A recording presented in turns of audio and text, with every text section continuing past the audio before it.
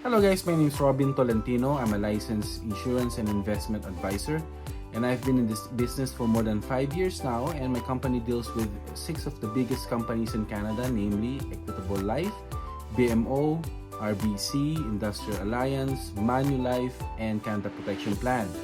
Today, for the purpose of helping more of my clients, I will be explaining what a travel insurance is, okay? And for the benefit of more people, especially our kababayans, I will be speaking in Filipino English or Taglish. So para po sa kapakinabangan ng mas marami pong nating kababayan na pupunta dito sa Canada who have just purchased or signed up for travel insurance, I will explain to you guys po sa ating mga bisitang pupunta from the Philippines or yung mga aalis po ng Canada going to the Philippines, I will just explain to you the basics of a travel insurance policy. Okay po? And the one I will be explaining will be the one from Manulife. Here you go po. So I will just turn the camera around and then I will explain the policy. Alright? Alright, so I will show you po what a travel insurance policy looks like. So this one is made through Manulife. So I already made some notes before I'm presenting this video or making this video right now. So there will be two types of travel insurance for Manulife. There is a Plan A and there's a Plan B. I will explain it throughout the video. So ang A, ang aking cheat code doon ay A for existed or pre-existing na po ang inyong condition. B is for it already exists but it's stable. So A or Plan A is for those who have a condition, let's say hypertension or sa layman's term sa Pilipinas, high blood, mataas pong blood pressure, existing na po yun, di ba? So pre-existing condition yon. So that will not be covered kasi nga po it's already pre-existing. Siyempre, if you're the insurance company, hindi nyo naman i-cover yung sakit na nung tao. Okay po? So that's for Plan A. Ngayon, kung yun naman pong sakit nyo na yun, hypertension, let's say, or high blood pressure, ay stable for a certain period of time, pwede naman po nila i-cover yun sa Plan B. Okay? So Plan A, pre-existing, hindi nila co-cover yan. Pero if you're getting Plan B, they will cover it for as long as the existing condition po, ang yung sakit, diabetes, hypertension, ay stable po. Okay? So, let's proceed to the next page. So, there's a 10-day free look. So, if you have this copy, just print it out. If it was sent to you via email, just print it out. There's a 10-day free look, which means, it says here, if you notify us within 10 days of your purchase dates as indicated on your confirmation that you are not completely satisfied with your policy, we will provide a full refund. So if you don't like the policy, within 10 days, they will provide, or Manulife will provide a full refund. Okay? And then, for as long as, ang sabi nga dito, refunds are only available when Manulife receives your request for a refund before your departure date. Siyempre, they will refund that kung it is before you left the country, yung Philippines, say Philippines, bago ka umalis, ipa-refund mo na. Kasi, yung pag-alis mo na yon, doon nag-start yung coverage, di ba? So, these are some points that you need to understand as a traveler. Know your health, know your trip, know your policy, this one, and know your rights. Okay? And then, you're also provided this little, you can cut this out po, and then you can put it in your pocket or wallet. And then, yeah, these are just some, this is a reminder. So, yung assistance center is open 24 hours a day. Tapos, nandiyan po yung website and some necessary information. Okay? So, ang importante dito na napansin ko, you have to call the assistance center within 24 hours of hospitalization. So, pag na-hospital ka, kailangan itawag mo na sa assistance center. The number will be, I will give you the number later. Or else, you will have to pay the 20% of your medical expenses. So you have to inform the assistance center immediately. Kapag meron pong emergency, kapag nagpunta ka ng doktor, itawag mo agad. Okay? So this is the next page. I don't know if you guys can see, sorry. But then of course you have your own copies, right? So this would be, I would say, page 3. Okay? Important notice. Read your policy carefully before you travel. So I mean, I'm just doing this just to help you out with the policy because it's like 10-12 pages here. So just a review or a quick explanation of what the policy is, okay? Pero again, you are fully responsible for reading and understanding the policy, okay? So kailangan po basahin ninyo yung policy. If you have any questions, you can inform me or Alexis, who is my wife, na nagbenta po ng inyong ticket, okay? So read your policy carefully before you travel. Travel insurance is designed to cover losses arising from sudden and unforeseeable circumstances. So sudden and unforeseeable circumstances, emergency. Well, it is important that you read and understand your policy before you travel. Your policy may not provide coverage for a medical condition and or symptoms that existed prior to your trip. This is what I was saying a while ago. If you already have like say hypertension or uncontrolled blood pressure po, that may not be covered kasi existing na yan eh. Hindi naman po nila responsibility na i-cover ka for insurance doon sa sakit na nandiyan, naghihintay na lang na mangyari, di ba? So, it should be sudden and unforeseeable circumstances. In the event of an accident, injury, sickness, your prior medical history may be reviewed. So, kahit sabihin nyo, wala akong high blood pressure, wala akong diabetes, let's say you're trying to defraud the company, they will do their research. Your prior medical history may be reviewed. So, they will do due diligence to check po kung nagsinungaling kayo doon sa medical questionnaire. They will find out eventually from your doctor in the Philippines na ikaw pala ay nagte-take naman talaga ng blood pressure medications or let's say insulin. So during the medical questionnaire on your application for the travel insurance, be honest po. Just be honest. Okay? And then nothing really super important there. But again, I'm telling you, read the policy yourself po. Read the policy. I'm just gonna highlight the most important points here. Identification of insurer. So this policy is underwritten by the manufacturer's life insurance company. Yun nga po yung Manulife. Manufacturer's life insurance. Okay? In the event of an emergency, we're on this part, ito po yung contact numbers. Of course, as I've said, print this copy or print this out from the email and then bring it with you when you travel. Because there's this phone number here, 1-877-878-0142. If you are in Canada already or in the US or anywhere else, +1, that's the kasi area code is 519-251-5166. Okay? So 24 hours a day, each day of the year, bukas po yan. So if you have any questions, you can call them, okay? Especially during an emergency. Alright. And also, there's an app. So you can download the app here po. Punta kayo dyan sa www na yan, active-care.ca/en/travel-aid/. Okay? Punta po kayo dyan, patulog kayo sa magaling po sa computers and para po ma-download nyo yan. And then as I've said a while ago, please note that if you do not call the assistance center in an emergency and prior to treatment, you will have to pay 20% of the eligible medical expenses we would normally pay under this policy. Meaning, parang I will just give this analogy. Kunwari po, nasira yung kotse nyo. Okay? Nasira ang kotse. Dadalhin nyo sa talyer.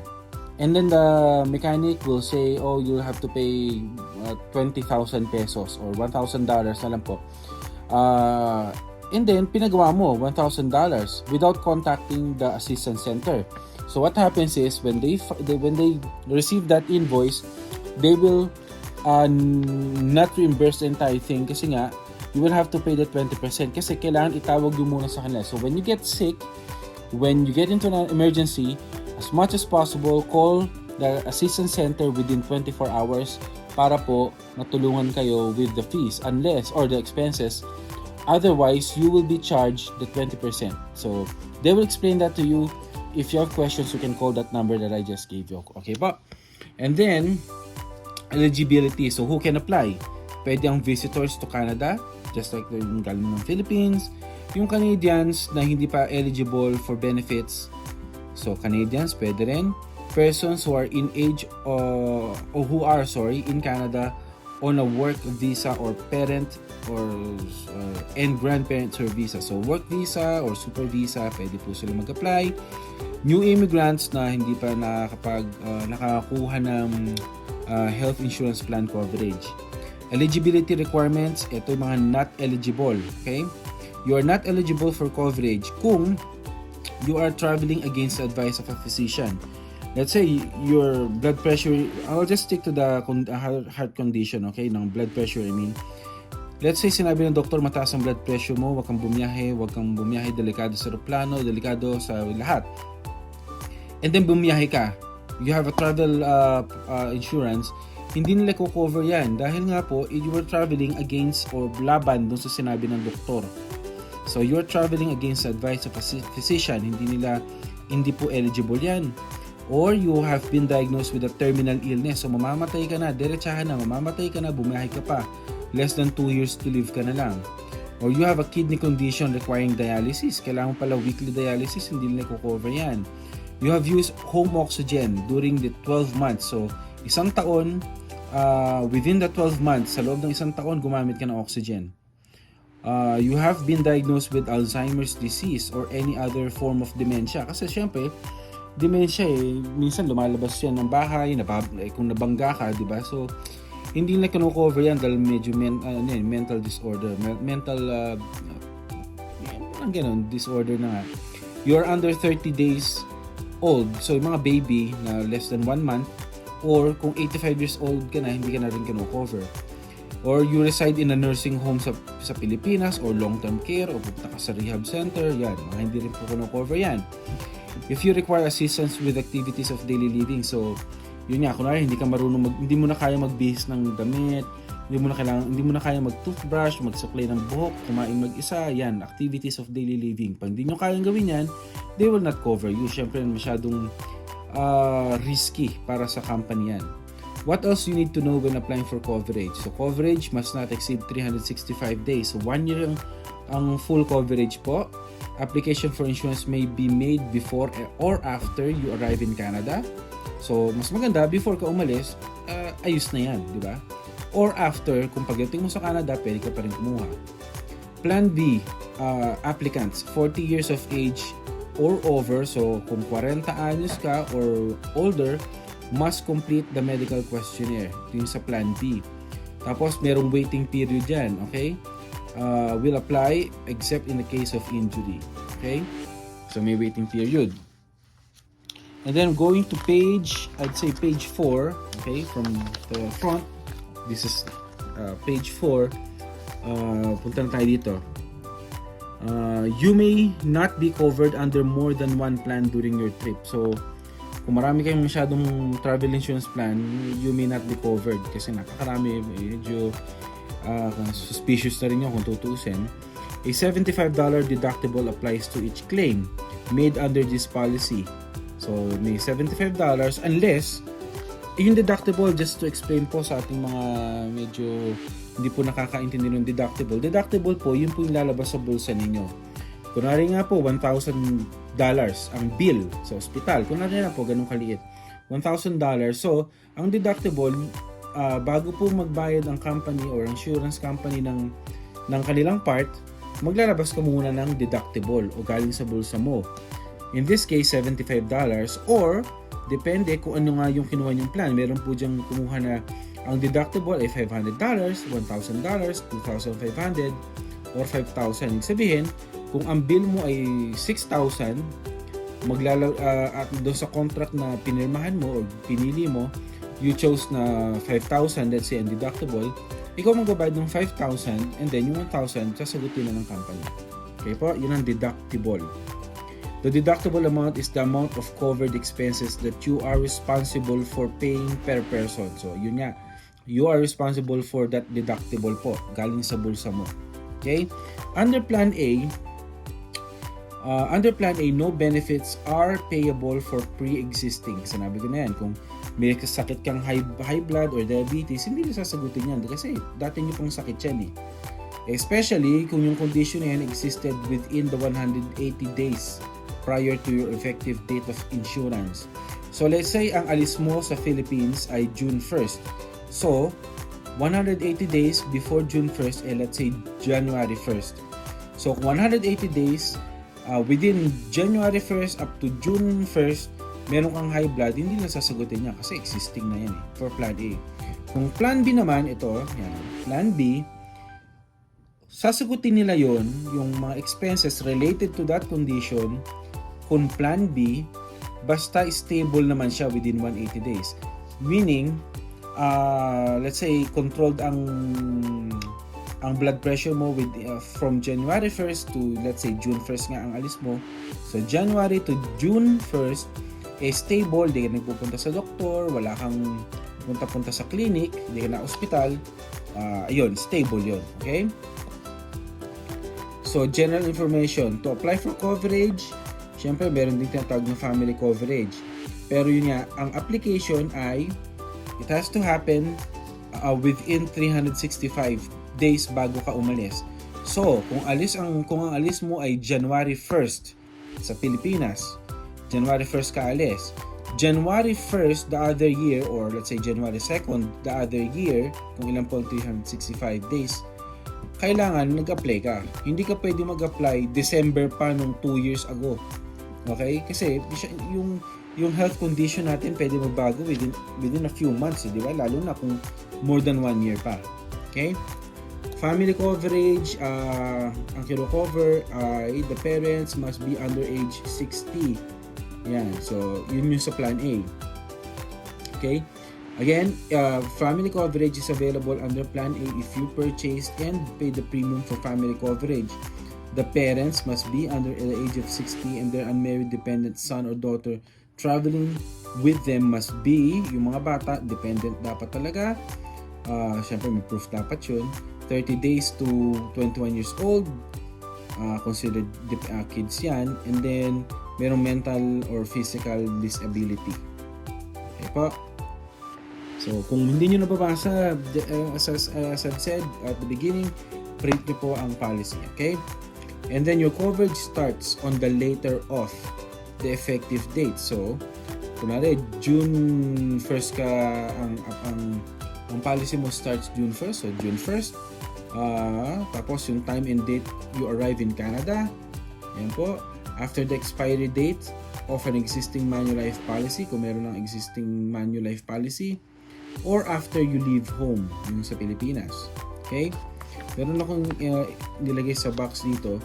When coverage is purchased prior to leaving home with an effective date equal to the date and time you are scheduled to arrive in Canada, coverage will also be provided with no additional premium during your uninterrupted flight directly to Canada. Okay, so meaning, kung yung coverage na binili nyo prior to leaving home with an effective date equal to the date and time you are scheduled to arrive in Canada, mag-i-start po yun doon sa date and time na covered kayo. Okay? With no additional premium. Okay? Kung hindi interrupted yung flight directly to Canada. So, an uninterrupted flight can include a stopover provided you do not leave the airport. So, mako-cover nila kayo. Kunwari, napunta kayo ng Japan, stopover is Japan, pero nag-start ang inyong coverage the moment you left the Philippines, nagtagal kayo ng 2 days doon dahil nagkaroon ng tragedy or something event or kung ano man, they will still cover that for as long as hindi ka nalabas ng airport. Okay? For as long as you do not leave the airport po. Then your coverage ends on the earliest of the following. So, either itong mga kasabihin ko, each time you leave Canada. So, umalis ka na ng Canada, hindi ka na covered. When your policy expires as shown in your confirmation, so kailan yung expiration date na binili mo. I'll just move the camera here. And then when you become a resident of a nursing home, so naging residente ka or tumira ka sa nursing home or long-term care, hindi ka na cover, okay? No more or no more than 365 days after your effective date of insurance, so lampas na ng 1 year ang coverage mo. And then the first day you become insured. So dumating ka na dito, let's say work permit ka, dumating ka, nagkaroon ka ng health insurance plan, so hindi ka na rin cover kasi meron ka na namang coverage, okay? At no additional premium coverage is included to the date and time you arrive home following an uninterrupted flight from Canada directly home. So basahin nyo na lang, medyo mahaba. Paano ba? Ito. During your coverage period, if you return home, so from example ko dito, from Pinas, bumalik ka ng Canada, bumalik ka ulit ng Pinas, bumalik ka ulit ng Canada. So, ganito ang mangyayari. Masususpend yung inyong coverage but not terminated. Okay? Tapos, pag bumalik ka ng Canada, your policy coverage will resume. So, mag-restart ulit yung inyong coverage pagbalik ninyo ng Canada. Kasi umuwi ka ng Pilipinas dahil kunwari, namatay ang yung kamag-anak. So, umuwi ka sandali for 3 days lang or babalik ulit ng Canada dahil yun nga, ang purpose naman dito alagaan naman tong mga apo mo, kung lola ka o lolo. So, balik naman ulit, magre-restart lang ulit yung policy. But again, as I've said, you have to inform the assistance center. Okay? Protect your policy. Ika nga. Okay?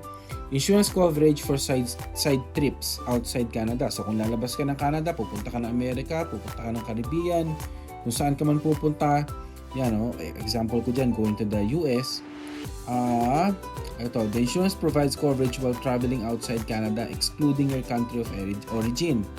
As long as your side trip originates, so for as long as yung trip mo ay nagmumula at magtatapos ulit sa Canada, babalik ka ulit ng Canada, at hindi lalampas ang 30 days or 49% ng total number of coverage, okay ka pa.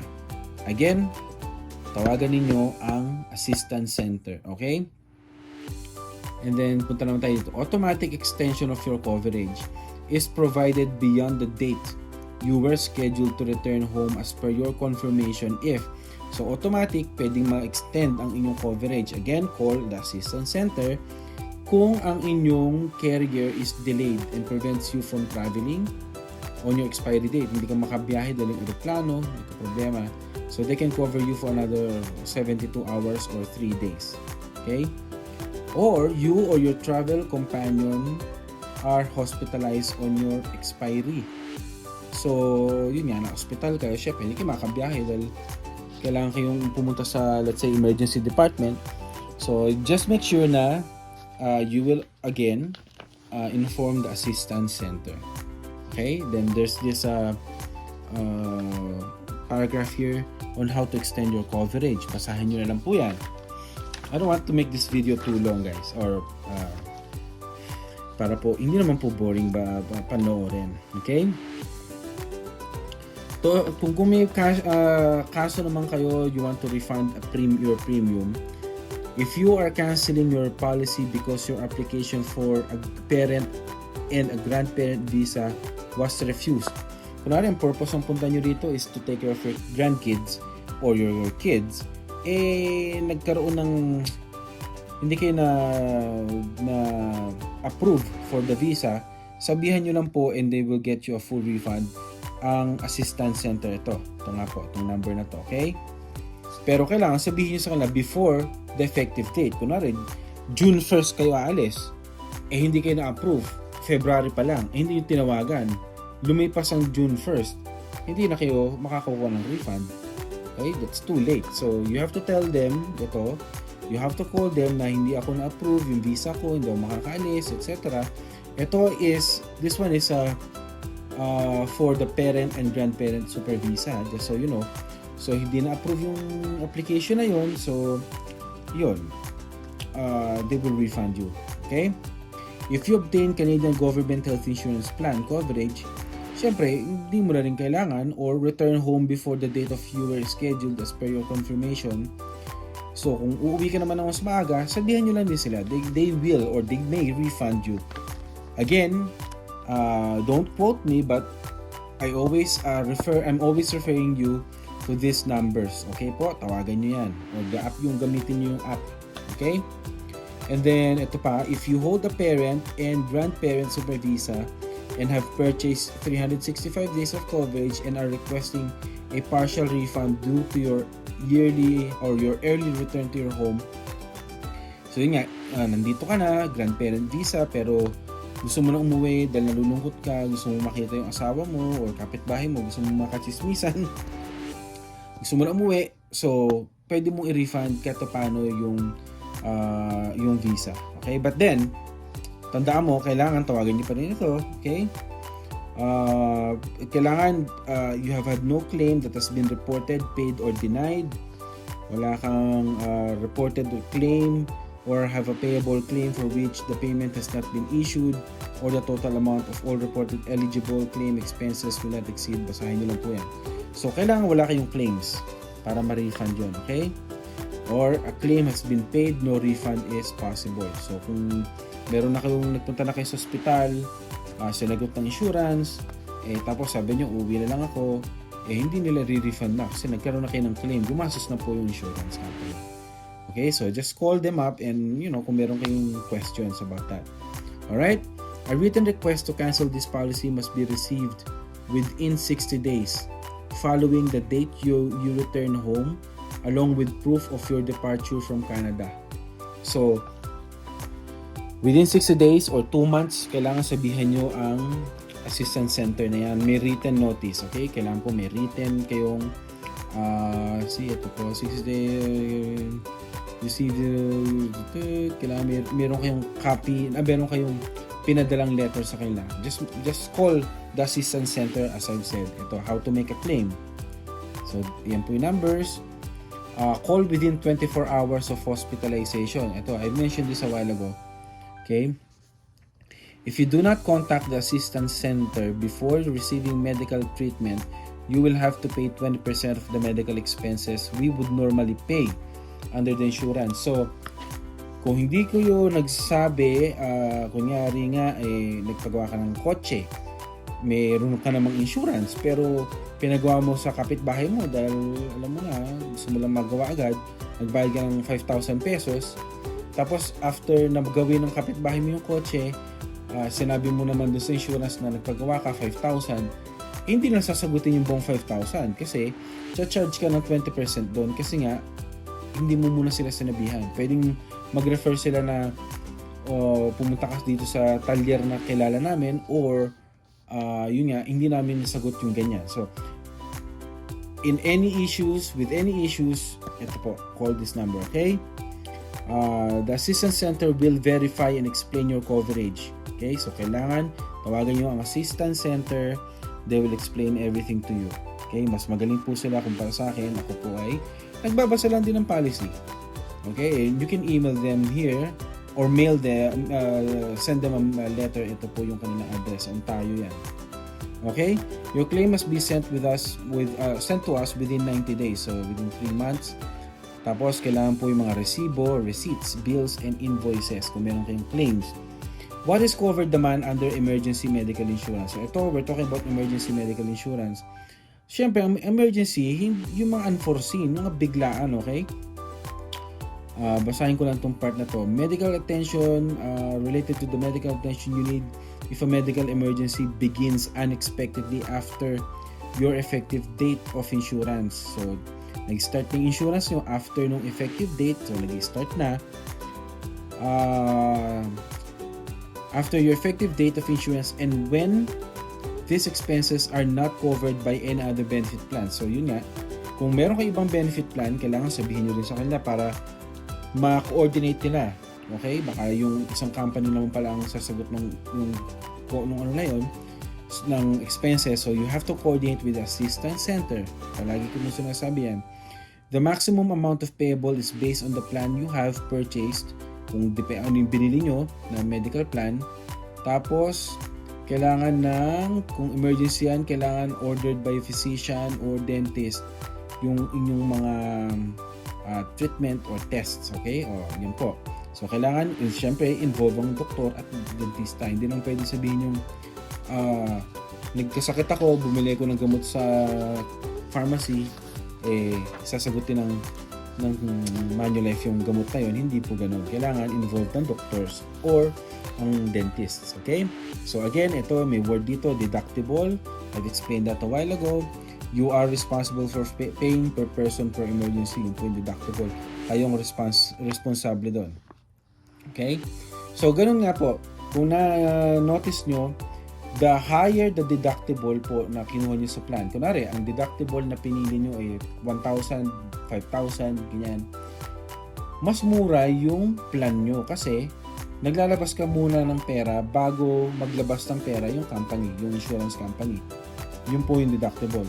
Kung ang deductible nyo ay 100, 150, mas mahal po yung insurance nyo kasi kung 1,000 ang expenses, medical bills, etc., 100 lang ilalabas mo, 900 sa company. So, masyadong malaki, kaya mas mahal po yung charge nila per day for your insurance coverage or for your parents or grandparents insurance coverage. Okay? All medical procedures and or tests including but not limited to. So, sinabi sa inyo sa ospital, kailangan ng MRI. Yan po yung mga special tests po, diagnostics. CAT scan, CT, angiogram, ayan po cardiac catheterization or any surgery must be authorized by the assistance center in advance. Itawag nyo po muna yan. Okay? Itawag nyo. Okay?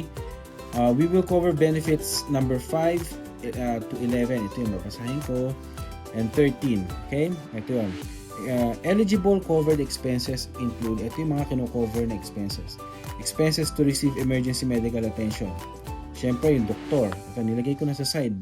Doktor, yung room ninyo sa hospital, kung ICU man yun, pati nurse, pati bed, wheelchair, braces, crutches o saklay, ayan, pati wheelchair, sagot din po ng coverage ninyo, and then tests, pati gamot, okay, pati follow-ups, ayan. Again, inform the assistance center, okay? Number 2 na pwedeng sagutin ng travel insurance, yung mga paramedical services tulad ng chiropractor, yan po yung mga nagre-realign ng mga buto. Osteopath, yan din po sa buto rin po yan. Acupuncturist, alam nyo na yan, yung nagtutusok-tusok ng mga needles. Chiropodist, yan po yung sa paa. Physiotherapist, yan yung nag-exercise sa inyo pag nasa hospital.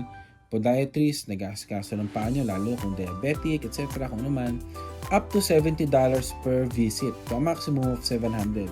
So, may maximum naman yan, $700. Okay? Expenses for ambulance transportation, yan, ambulance. Kasama rin yan, ground ambulance, okay? Expenses for emergency dental treatment. Okay? Dentista, I mean, $300 up to kung nasuntok ka o kung naman sumabog ang ngipin mo o panga mo, up to $4,000. Again, itawag nyo sa sa assistance center. Ngayon, kung namatay naman po, assistance, may expenses related to your death, nagbibigay naman din sila ng extra na parang syempre, namatay po yung client. So, up to 3,000 to have your body prepared where you die. And the cost of the standard transportation container normally used by the airline. So, yung parang kabaong, saan po kayo lalagay. Or up to 3,000 to have your body prepared and the cost of a standard burial container. Doon naman po kung saan kayo namatay. Kung sa Canada. Okay? Or up to 3,000 naman po kung gusto nyo magpa-cremate. Alright? Sa part na to, basahin nyo lang po to, medyo mahaba po Expenses to bring you home. If your treating physician recommends that you return your home because of your emergency, pinauwi na kayo ng doktor dito. Sinabi na Mr. Tolentino, it would be better if you just go back to the Philippines because the cost of the operation would cost this much. Kung sa Canada, alam nyo naman dito, dollars po. Ayaw naman nating ma-burden din yung ating mga pamilya dito sa Canada. Pinauwi na kayo ng doktor. So, they will even cover itong travel insurance pwedeng pauwing kayo and they will pay for the economy class airfare, stretcher airfare, etc. etc. Extra expenses for meals, hotel, phone calls, and taxi. Self-explanatory naman po yan. Expenses to bring someone to your bedside kung kailangan nyo may pumunta sa inyo para bantayan kayo sa ospital and stuff like that. Pwede rin sila magpadala dito. They will cover the airfare din po. Okay, expenses for childcare, kailangan paalagaan yung mga anak. So, cover din yun, yung daycare, mga ganyan. Expenses to return children under your care. So, uuwi ka dahil nga kailangan mo na magpagamot sa Pilipinas. Mabilisan, kailangan ng ticket. So, pwede mo isama ang inyong anak. Okay? So, again, para sa complete details, tawagan nyo ang assistance center. Number 11, expenses to return your travel companion. Okay, basahin nyo lang po ito. Medyo self-explanatory na po ito. Hospital allowance. If you are hospitalized for more than 72 hours, kung 3 days ka na sa hospital, we will reimburse up to $100 for each 24-hour period to a maximum of $300 para sa telepono. So, pwede ka lang bigyan ng pambayad ng telepono, television. Kami naman sa hospital, medyo mahal po ang service ng telepono, television. Okay? Trip break. So, ito yung uuwi ka or pupunta ka sa ibang lugar. Lalabas ka ng Canada. If you have requested and received prior approval from our assistance center, again, tawag yan sa assistance center, you may return home. Pwede kang umuwi ng Pilipinas without terminating your coverage po. But then, masususpend lang yun, but will not terminate after you leave Canada. So, ma-reinstate or they can restart again yung plan ninyo o yung insurance coverage nyo pagbalik ninyo ng Canada. There will be no refund of premium for any of the days during your return home. Hindi kayo re-refundan doon dahil umuwi kayo Pilipinas kasi suspended lang. What is not covered under emergency medical insurance? Ano ang hindi covered? Ito po malinaw, basahin nyo rin po ito. Hindi nila ko-cover any sickness that manifests during the waiting period. So may waiting period din kasi mga ganitong insurance. So sa waiting period, kung biglang nagkasakit ka, hindi ko cover yun kasi waiting pa lang yun, hindi pa effective talaga, di ba?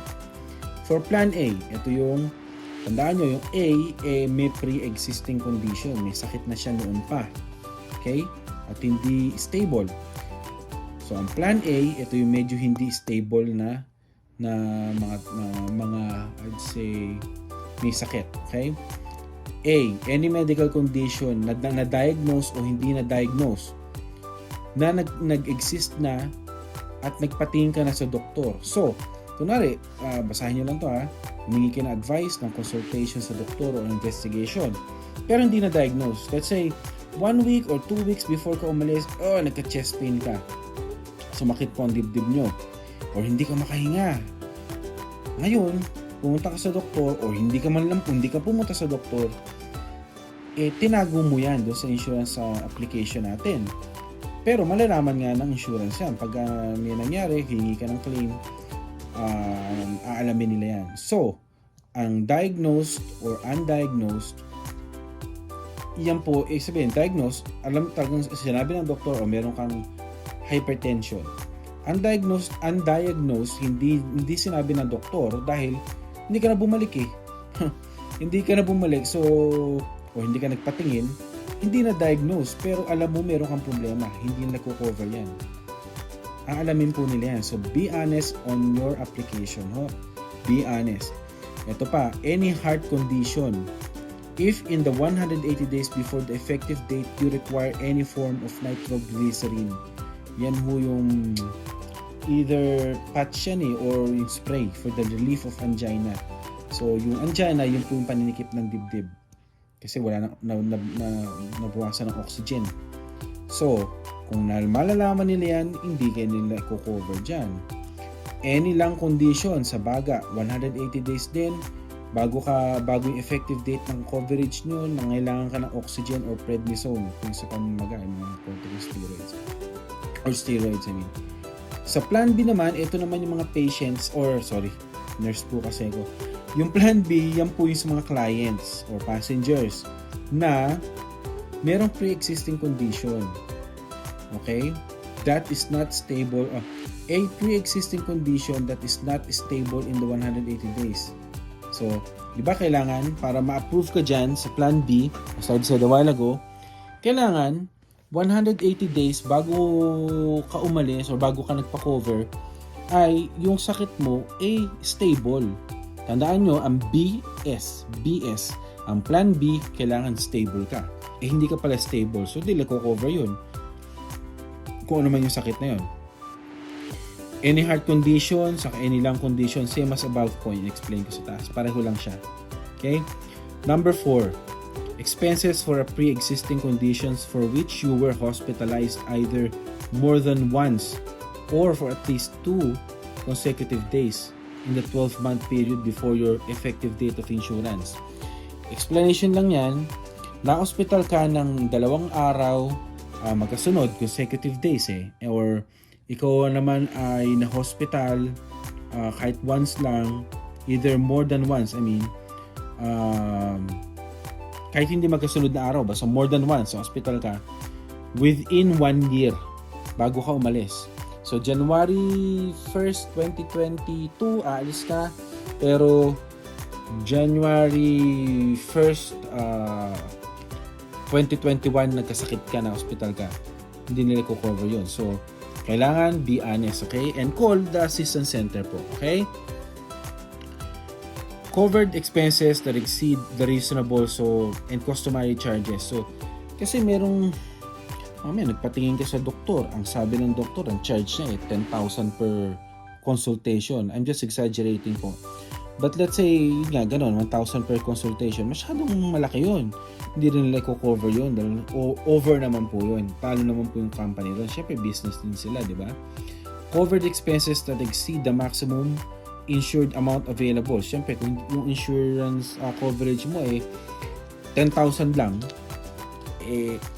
ang hospitalization nyo by sa hospital 20,000. Siyempre, hindi na sasagutin yun. Yung nag-exceed, yung lumampaso. Kaya po, ang kailangan ninyong kunin, isisingit ko lang to, kumuha kayo ng coverage, to be honest with you, kumuha kayo ng coverage na at least 50,000. Kung pupunta kayo ng Canada, meron naman kayong perang pampunta ng Canada, meron kayong perang pang pasyal-pasyal sa Canada, isipin niyo pag na-hospital kayo dito at nag-stay kayo ng more than 20 days.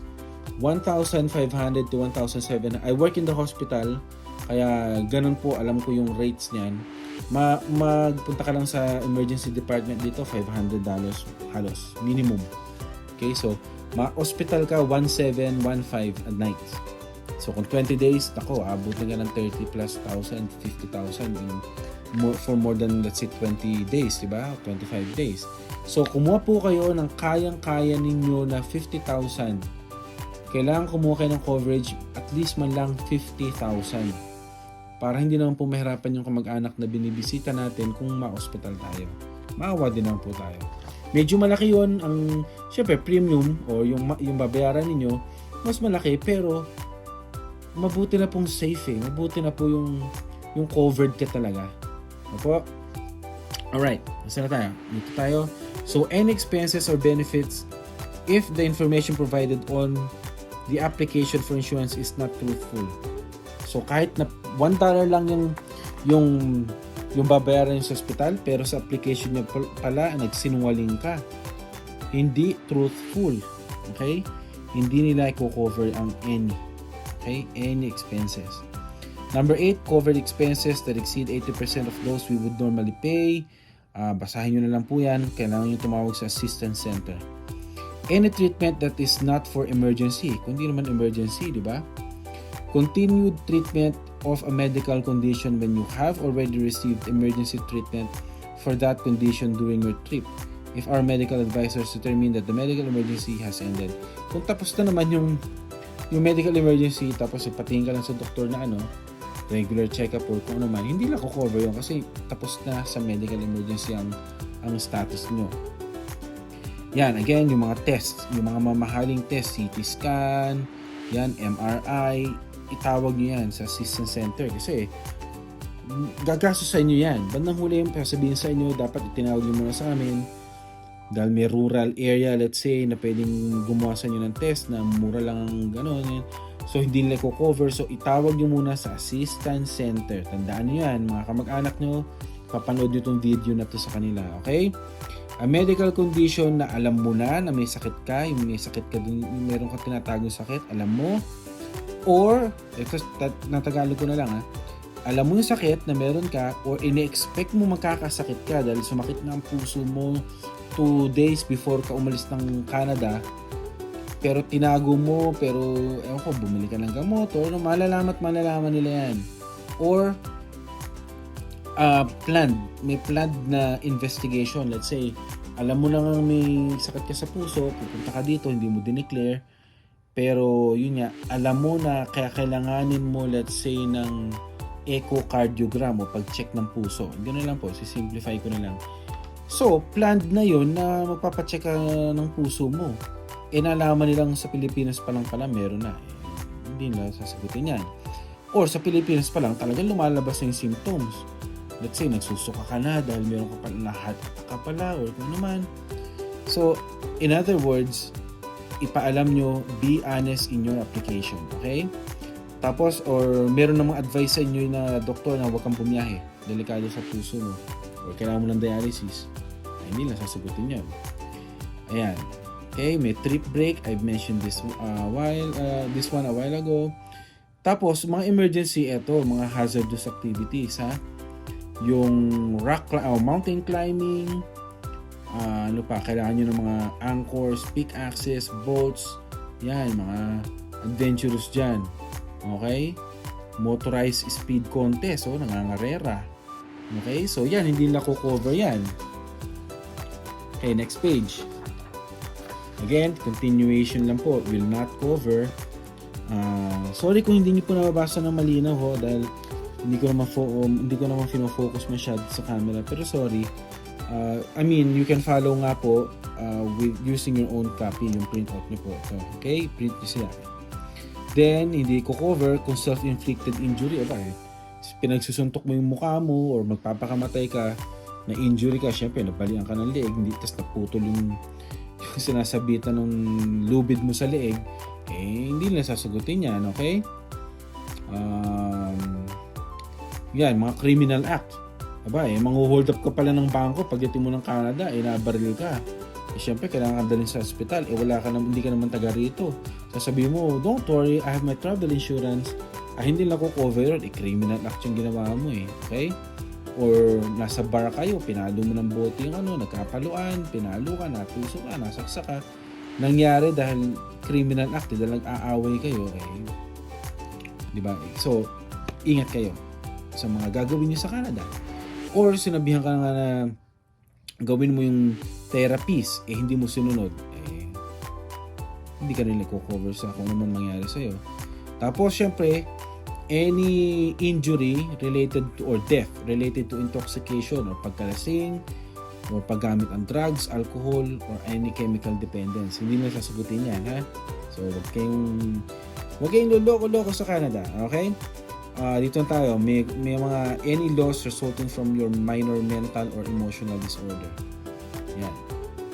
Yun nga po, yung mental disorder, parang yung Alzheimer's or dementia, tumawid sa kalsada si Lola or si Lolo, nabangga, nabalian ng hips, dadalhin sa ospital, meron na pala siyang Alzheimer's, hindi mo rin dineclare nung ini-interview ka ginagawa niyo yung questionnaire. So, hindi rin nila sasagutin yan. So, be honest. Tapos, kung ikaw naman pala buntis, hindi rin nila sagot yung prenatal care or check-up, diba? Or your pregnancy or childbirth or complications, etc. Yung baby mo, hindi rin nila sagot yan, etc. Basahin nyo lang po ito. Ito, yung nagpa-pilot, pupunta ka rito, mag-aaral ka pala maging pilot, hindi rin po nila sasagutin yan. Okay? Kung may mangyari sa inyo, bumagsak ng aeroplano. Dito, any follow-up visits outside Canada. Okay? Kung saan, pero ang emergency nangyari sa Canada, pumunta ka ng Amerika, doon ka nagpa-check up. Hindi po nila sasagutin yan, okay? Kailangan itawag nyo sa assistance center para sure. Tapos, pumunta ka sa bansa na let's say may Ebola virus sa Africa o kung saan man. Nagpunta ka sa kung saan man, nandito ka na sa Canada. Sabi ng family mo, punta tayo sa Mexico. Sa Mexico pala, mataas ang COVID or kung anumang sakit.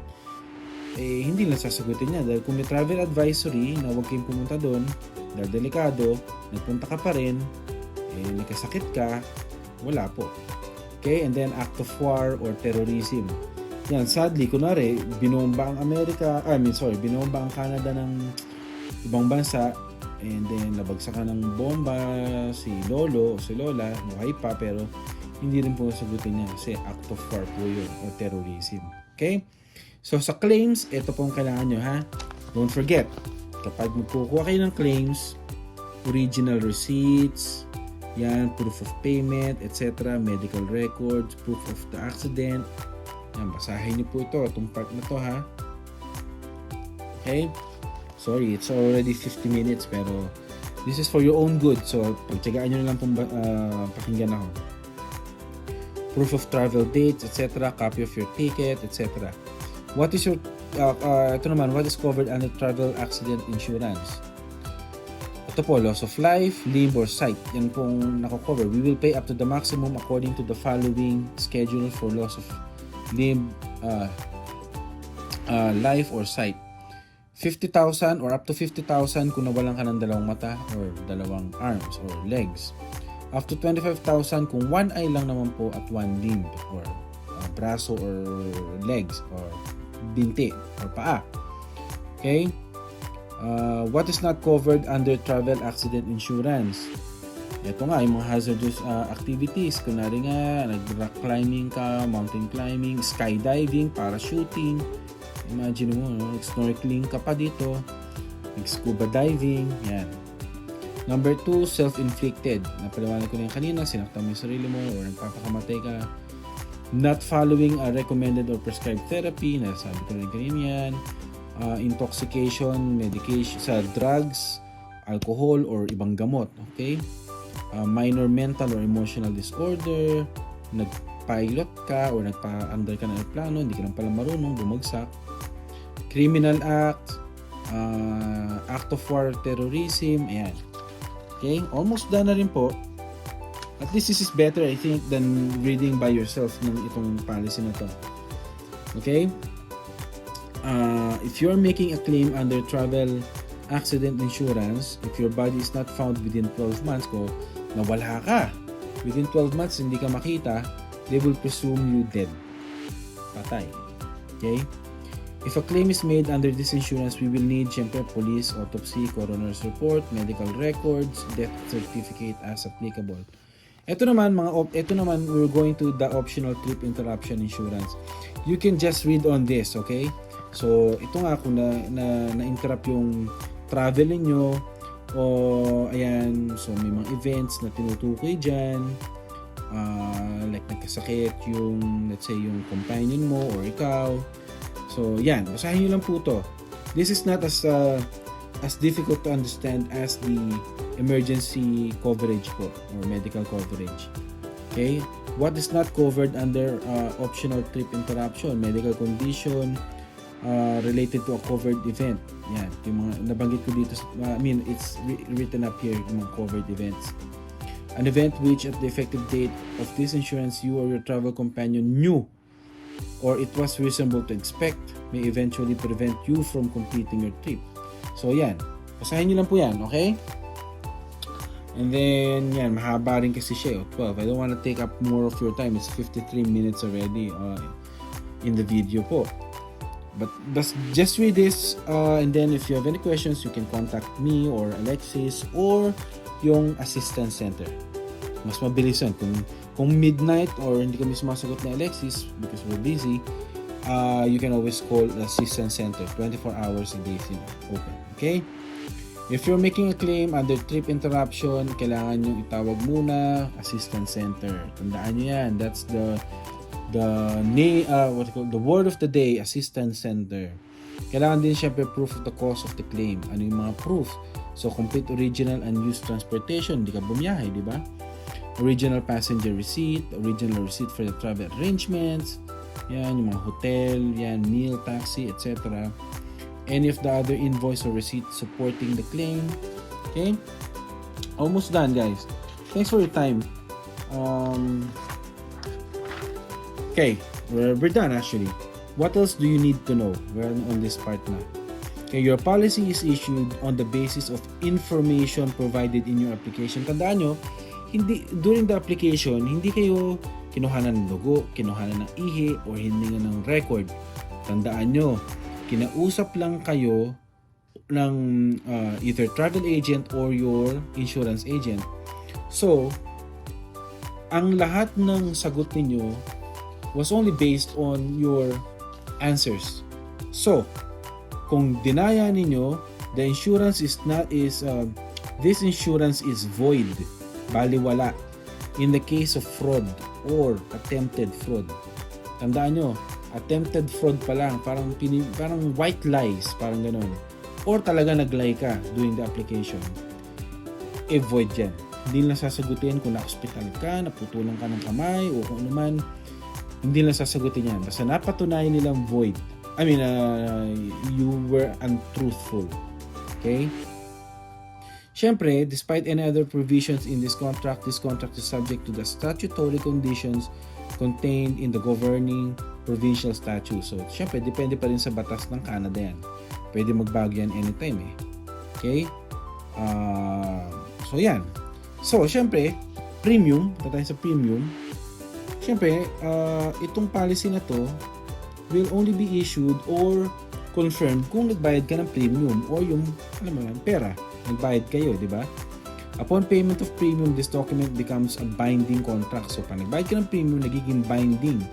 Nagkakaroon ng saysay, kumbaga, in Filipino. Okay? So, kailangan completed yung application, medical questionnaire, etc. So, yan. To whom will we pay you or your benefits if you have a claim? Kung nagkaroon kayo ng claim, buhay ka naman, ibibigay sa'yo.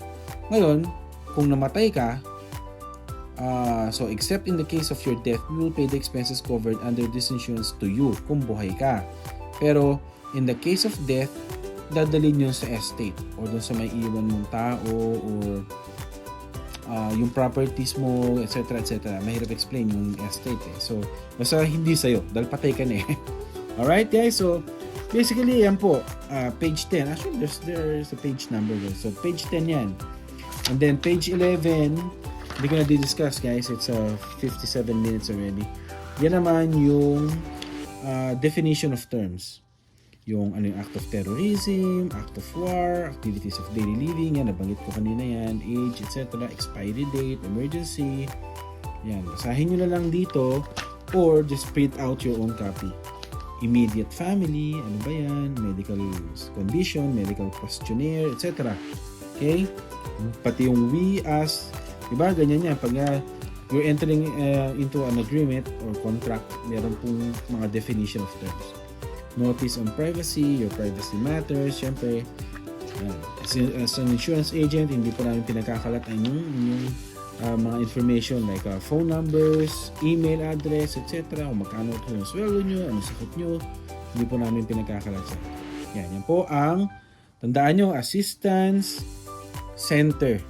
Tawagan nyo yan or just write this down somewhere or print this policy. Print nyo po ito. This is not the policy. I mean, this is the like the ba tawag sa inyo? Policy nga. Pero hindi siya yung policy ninyo. Okay? This is the policy in general. Okay? So again, sorry, I'm a toy collector, obviously, as you can see. So again, guys, thank you for the time.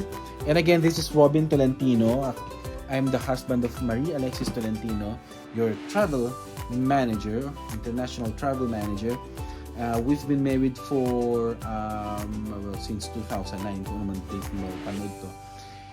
And I've been in the insurance industry for more than 5 years. I'm also an RN in the Reddy Regional Hospital. And as I've said, I'm an insured licensed and investment advisor for more than 5 years. So if you have any needs sa insurance po, as you can see, I'm very thorough, I'm very detalyado sa akin pong pag-present at Wala naman akong cheat sheet. Kita nyo naman, ito lang talaga. I'm very detailed. So, kung kailangan niyo po ng insurance, you can call me through Alexis. You can contact Alexis and let her know that you want to book an appointment with me, and I can show you the different kinds of insurance in Canada. Huwag po kayong basta-basta kumuha ng insurance, okay? Kausapin niyo po ako because based on experience, there are some companies here na isang klase lang lagi ang ino-offer na insurance. So it's either term insurance lang, or whole life insurance lang, or universal life insurance lang. Sabihan niyo po ako and I will explain everything to you as thorough as I can, because that's my principle in life. Although I'm a registered nurse na rin po, as I've said, hindi ko na po kailangan na manloko ng tao para lang po may pakain po ako sa aking family. So, in a way, tulong ko na rin po to sa ating mga kapwa Pilipino na dumarating dito sa Canada to provide them information on how to protect their life and protect their monetary value as a person. Kasi lahat naman tayo, pag namatay, meron tayong expenses, pampalibing, or kung nagtatrabaho tayo, meron tayong pinapasok na income sa family. And then pag namatay tayo, wala na. So, paano na yung family natin? Paano yung mortgage? Etc. etc. So, thank you for watching this video, and I hope to hear from you guys. I hope to hear from you, honestly. If you are anywhere within Alberta, let me know. I can meet you up, or we can do a Zoom meeting. I can give you a really good financial plan, because as I said, I just don't do insurance plans, but I also do investment plans. So RESPs, TFSAs, I'll explain them in detail kapag nag-meeting po tayo, because there's no more time here. It's already 1 hour and 20 seconds and running. Again, thank you guys for the time, and I hope to hear from you. Thanks for getting travel insurance from us, from me and Alexis, and thank you for trusting Alexis in her business, travel business. She's been around for she's been in the travel business for more than maybe 12 or 15 years, I'd say, in the Philippines and here in Canada. She's really good. She's an expert. Kahit ako na asawa niya, to be honest with you, believe ako sa kanya. So, again, thank you for your trust and thank you for your time. Let me know if you have questions. Robin, you can search me up on Facebook. It's Robin Tolentino, or just ask Alexis, my wife, and then we can talk. And it's either I can help you become an agent yourself if you want to be an agent, or if you have any questions, or if you intend to get your family or yourself life insurance coverage or investments. Okay, again, thank you guys. Sorry if the video took long, 1 hour and 2 minutes almost. Thank you guys so much, and I hope to hear from you, and take care, stay safe, God bless everyone. All right, bye bye. Thank you very much.